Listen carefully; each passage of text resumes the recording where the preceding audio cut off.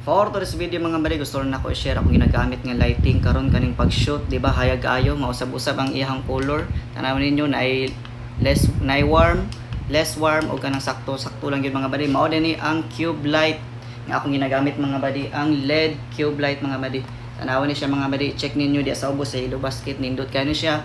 Unya kung gusto ninyo nga di battery lang siya, para sa akong gipili di battery lang, nindot man pud siya kay dugay ba siya malobat, or kung gusto pud ka og kanang chargeable siya, automatic na po na siya diha. Imo lang i-check diha sa Yellow Basket na kanindot mo ani mga bali kay hayag kay imong pag-shooting. Unya dili lang pud gani siya pwede nga pang shoot, pwede pud kayo nimo siya gamiton kung emergency light, kanang sakto lang nga pagka emergency light ba. Tanaw ninyo hayag pud ba ni siya kung ngit-ngit kayo ang imuhang palibot. So unsa pa man gihulat na diha sa Yellow Basket, check out now. Ayaw na paglangan kay nag-promo pud sila karon.